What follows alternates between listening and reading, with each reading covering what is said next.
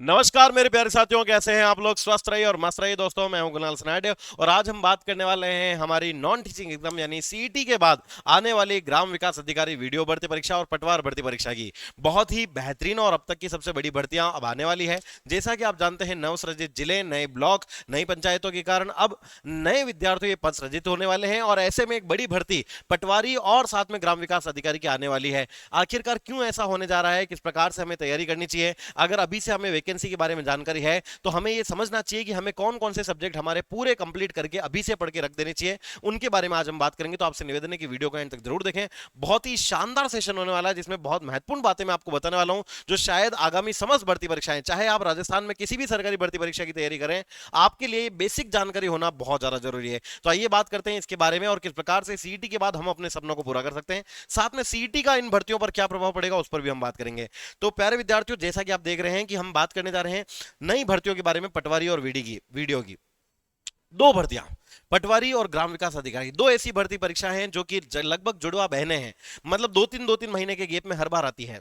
तुम डाक डाक में पांत पात, मतलब जहां पर पटवारी होगी वहां ग्राम सेवक अधिकारी आती आती है। क्योंकि सीईटी के बाद रास्ता खुलने वाला, जैसे ही आप सीईटी ग्रेजुएशन लेवल क्लियर करेंगे तो आपके लिए विद्यार्थियों पटवारी और ग्राम सेवक अधिकारी बहुत अच्छी भर्ती परीक्षाएं हैं जो आपको एक अच्छा पद देती है, अच्छा सम्मान देती है। और पटवारी साहब के और ग्राम विकास अधिकारी के तो लोग हाथ जोड़ के बोलते हैं और साहब अलग लगाते हैं ना। ग्राम विकास अधिकारी साहब, वीडियो साहब, पटवारी साहब, तो सम्मान है, पैसा है, इज्जत है और साथ में रुतबा भी है। तो ये एक अच्छी भर्ती वैकेंसी है विद्यार्थियों, और ये दोनों वैकेंसी अगले साल आयोजित होने वाली है। अब ऐसा क्यों कहा जा रहा है, आइए उस पर बात करते हैं। पहले हम एक इसके पास्ट फ्लैशबैक में चलते हैं और देखते हैं कि इसकी पास्ट वैकेंसीज किस प्रकार से आयोजित की गई है। बात करें विद्यार्थियों 2019-21 की वैकेंसी जो थी, कोरोना के कारण, क्योंकि वसुंधरा राजे के समय आई थी लेकिन पोस्टपोन हो गई, 3 बार फॉर्म खुले, लगभग 25 लाख के आसपास फॉर्म इसके भराए थे और 5,500 पदों पर यह पटवारी भर्ती आयोजित हुई थी। और उसके ठीक बाद विद्यार्थियों ग्राम विकास अधिकारी की भी भर्ती आयोजित हुई थी। काफी ऐसे विद्यार्थी थे जिनका आरएस 2018-19 वाले में अगर सिलेक्शन 19 में सिलेक्शन नहीं हुआ था तो वो पटवारी में लग गए थे। पटवारी में जो बचे हुए थे वो तैयारी करके फिर ग्राम विकास अधिकारी में लग गए थे। तो ये लगभग लगभग 5,000 के आसपास की वैकेंसी थी, अच्छी वैकेंसी थी जिनको 2021 तक फुलफिल किया गया, पदों को भरा गया। थोड़ा लेट हुआ लेकिन ग्राम विकास अधिकारी पूरी टाइम पे हुई थी, जिसमें याद करो कि 2 भर्ती परीक्षाएं हुई थी। बात करें अब 2024-25 में जो अभी आखिरी बार पटवारी हुई थी सीईटी के बाद, याद करो विद्यार्थियों 3700 पदों के आसपास लगभग हुई थी। ग्राम विकास अधिकारी कम पदों पर हुई थी, हालांकि आपके 850, लेकिन काफी बच्चों ने इसमें सिलेक्शन लिया है। अब बात करें विद्यार्थियों अगली भर्ती की। आप जानते हैं कि नव सृजित जिले जो हैं, अब ऐसे में विद्यार्थियों वहां पर नए पटवारी के पद सृजित हो रहे हैं। ऐसे में विद्यार्थियों साथ ही नए ब्लॉक बनाए जाने के कारण, नए विद्यार्थियों आपके उपखंड बनाए जाने के कारण नए नए पद आने वाले हैं। साथ में जो पुराने विद्यार्थी, पुराने अभ्यर्थी, पुराने युवा जो कि लगे हुए हैं, और अब कई कई सारे तो ऐसे भी हैं जो शायद रिटायरमेंट की उम्र में आ गए हैं, तो प्रमोशन से वो अब आईआरएल में जाने वाले हैं। ऐसे में विद्यार्थियों वो पद भी खाली होंगे, नई वैकेंसी, नए पद सृजित होने से आएगी। अब ऐसे में संभावित है, ये मान के चलें कि लगभग 4500 के आसपास पटवारी के नए पद आने वाले हैं 2027 में ये भर्ती लगभग 4500, क्योंकि आप देख रहे हैं कि लगभग 1000 के आसपास तो विद्यार्थियों नवसृजित पद हैं ही। उसके अलावा आप देख रहे हैं, माफ कीजिएगा, 2200 के आसपास लगभग नवसृजित पद हैं, और यहां बात करें तो 1000 के आसपास नवसृजित पद हैं। 1500 आपके प्रमोशन से जो भरे जाएंगे। उसके अलावा कुछ इधर भी सरकार जो है हमेशा से करती है ये कि जब वैकेंसी आती है उसके बाद भी काफी सारे पदों को बढ़ा देती है। ऐसा पिछली बार भी हुआ था, याद करें, ग्राम विकास अधिकारी में कई लोगों ने कम पदों को देखकर फॉर्म नहीं भरा और जिस दिन फॉर्म की अंतिम तारीख थी हमारे बोर्ड के चेयरमैन साहब ने कहा कि अब हम इसमें पद बढ़ा रहे हैं। तो ऐसे में परीक्षाओं की तारीख के चक्कर में, इनके पदों की संख्या के चक्कर में ना पड़े। सरकार का अपना तरीका होता है, बोर्ड का अपना तरीका होता है, और वो अपनी तरफ से इन भर्ती परीक्षाओं का आयोजन करवाती है। हाँ, ये बात तय है कि 2028 चुनावी वर्ष होने के कारण इससे पहले एक बड़ी भर्ती ये आकर ही रहेगी, जिसमें पटवारी और ग्राम विकास अधिकारी हमारी राजस्थान की बहुप्रतीक्षित भर्ती है, जिसका युवा बेरोजगार काफी समय से इंतजार कर रहे हैं। सीईटी के तुरंत बाद काफी विद्यार्थी इसी में लग जाएंगे। तो आखिरकार क्या पढ़ना है, कैसे पढ़ना है, आइए उस पर बात करते हैं। पहले हम बात कर लेते हैं सीईटी की, क्योंकि देखो सीईटी में खुद में एक ब्रह्मांड का सार छुपा है।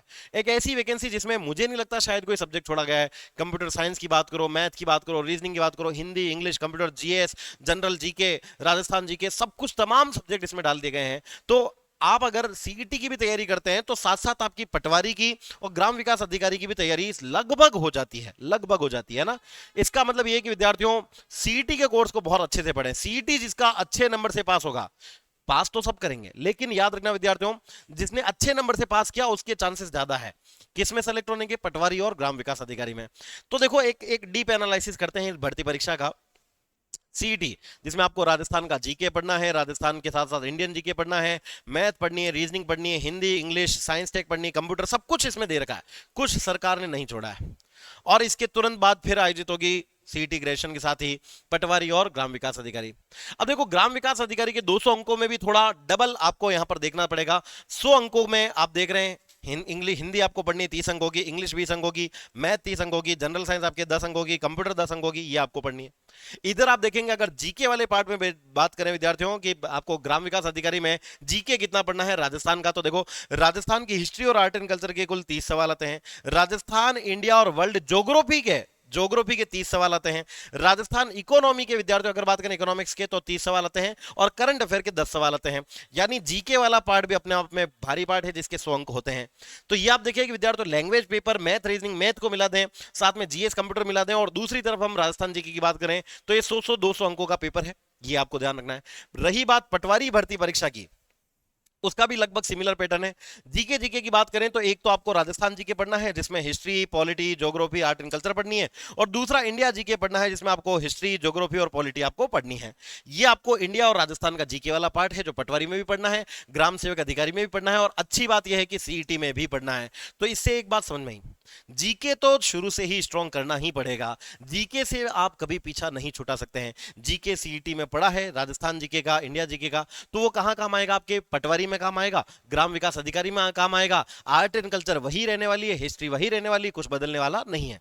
तो बेहतर क्या है, सीईटी की तैयारी कर रहे हैं तो साथ साथ पटवारी कांस्टेबल की भी डीप में विद्यार्थियों पढ़ाई करते हुए चले। ऐसा ना समझे कि अभी केवल सीईटी पास करनी है इसलिए पढ़ना है, केवल पास करने के लिए नहीं बल्कि अपने सपने को पूरा करने के लिए पढ़ें, अपने आप के लिए पढ़ें, अपने नॉलेज को बढ़ाने के लिए पढ़ें, ताकि एक बार में ही अगर आपने इसको अच्छे से पढ़ लिया तो दूसरी बार पढ़ने की बजाय आप इसका बेहतरीन तरीके से रिवीजन कर पाएंगे। Multiple times revision, multiple times confidence आपको आने वाला है। तो जितना हो सके इनकी रिवीजन पर ध्यान दें। और रिवीजन कैसे करना है, पहले एक बार कोर्स को अच्छे से पढ़ना है, गहराई से पढ़ना है। अब बात करते हैं उन सब्जेक्ट की जो सबसे ज्यादा स्कोरिंग है, क्योंकि देखो कुछ कॉमन सब्जेक्ट की अभी हमने बात करी, स्कोरिंग की बात करें, काफी विद्यार्थी इन चीजों को बहुत हल्के में लेते हैं जो उनको नहीं करना चाहिए। आप राजस्थान की कोई भी एग्जाम उठाकर देख लें, कोई भी, चाहे टीचिंग हो, नॉन टीचिंग हो, आप देखना Hindi, English, computer, math, reasoning, ये ऐसे सब्जेक्ट है जो लगभग समस्त भर्तियों में आते हैं। तो क्यों ना इनकी अच्छे से ही तैयारी की जाए। ऐसे में आप देखो अगर हम बात करें ग्राम विकास अधिकारी की तो उसमें भी हिंदी के 30 अंक हैं, इंग्लिश के 20 अंक हैं, मैथ के 30 अंक है, जीएस के 10 अंक है, कंप्यूटर का 10 अंक है। ऐसे ही पटवारी में भी आप देख पा रहे हैं हिंदी, इंग्लिश, मैथ, रीजनिंग और कंप्यूटर, जीएस, ये भी इसमें भी आते हैं। हाँ बस बहरहाल ये है कि देखो मैथ इधर आती है, इधर भी आती है, रीजनिंग नहीं है, जरूर है ना इधर। तो हमने कहा सर देखो हिंदी, इंग्लिश और मैथ इधर भी है, इधर भी है, हिंदी, इंग्लिश और मैथ। इधर आप देखेंगे विद्यार्थियों की मैथ इधर भी है, हिंदी, इंग्लिश यहां भी है, या सरो।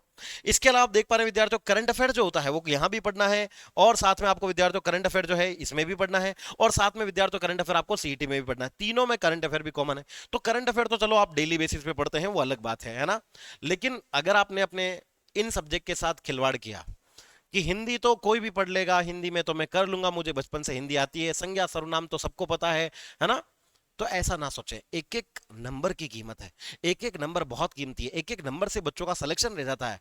पिछली बार मुझे याद है विद्यार्थियों की, काफी ऐसे विद्यार्थी थे जिन्होंने मायूसी के साथ कहा कि सर वो 2 नंबर कम पड़ गए वरना आज मैं भी पटवारी होता, सर वो 1 नंबर से मैं रह गया वरना मेरा, सर वो नॉर्मलाइजेशन हो गया वरना मेरा हो जाता। तो ये सारी बातें कब होगी, जब हम सोचेंगे कि हमारा एक सब्जेक्ट अच्छा है दूसरा अच्छा नहीं, तो उसको छोड़ सकते हैं। छोड़ना नहीं, पकड़ के रखना है। हर सब्जेक्ट कीमती है। हाँ अगर आपको सब्जेक्ट में कमजोरी है, कई लोगों की गणित अच्छी नहीं होती, मैथ्स अच्छी नहीं होती, तो मैथमेटिक्स को पूरा ना छोड़ें, मैथमेटिक्स के उन टॉपिक को छोड़े जो आपको हार्ड लगते हैं, और उनकी बजाय दूसरे सब्जेक्ट के टॉपिक को अच्छे से पढ़ लें। तो यानी कि हमने क्या किया, पूरे सब्जेक्ट को छोड़ने की बजाय उनके कुछ टॉपिक्स को एलिमिनेट कर दिया अगर हमें नहीं आता है तो, वरना पढ़ना तो वो सारा सब्जेक्ट है।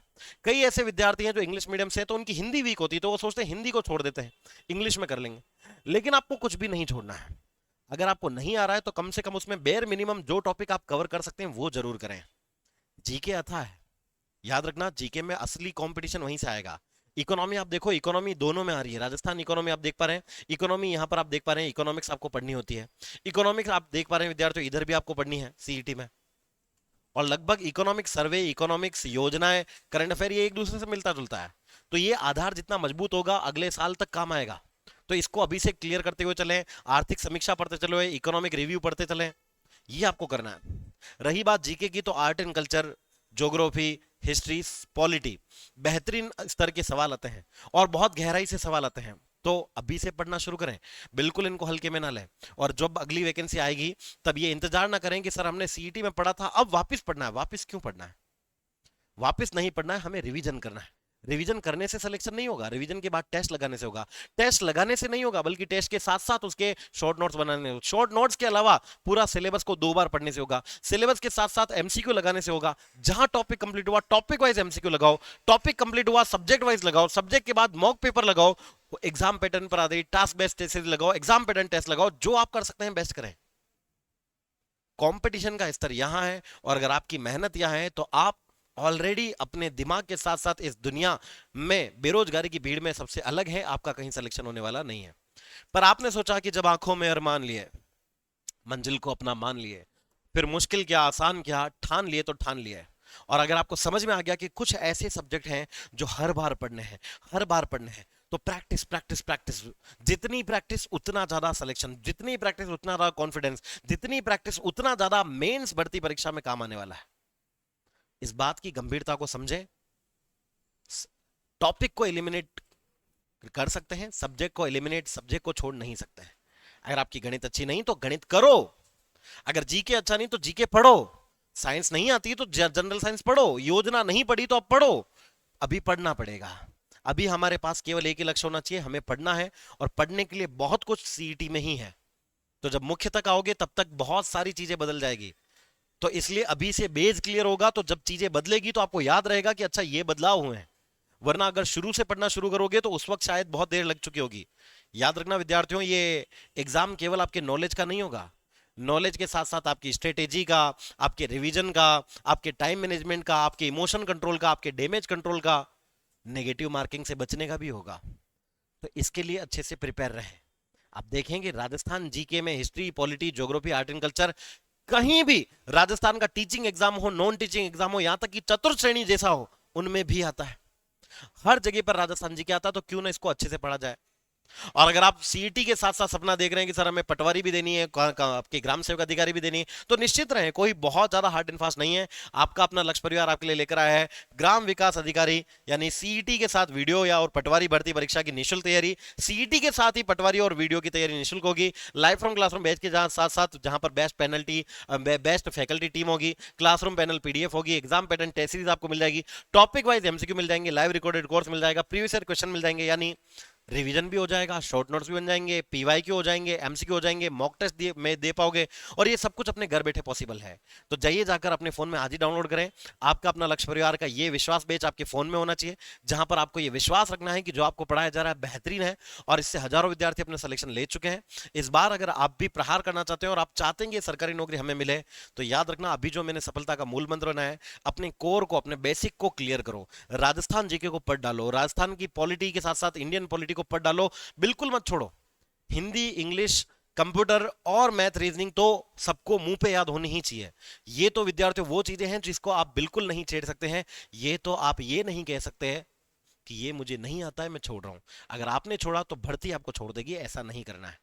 तो अपनी तैयारी के लिए विश्वास रखें इस विश्वास बेस पर, जहां बेस्ट फैकल्टी टीम आपको मिलने वाली, बेस्ट पैनल मिलने वाला है जो आपको पढ़ाएगा। साथ ही विद्यार्थी पटवारी और वीडियो सीईटी को लेकर कोई भी डाउट है तो एक बड़ा भाई होने के नाते मेरा कर्तव्य है कि आपके सवालों का जवाब दूं।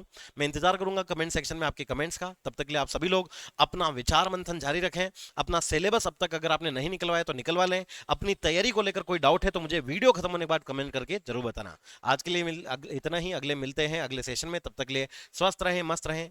जय हिंद, जय भारत, जय गणेश।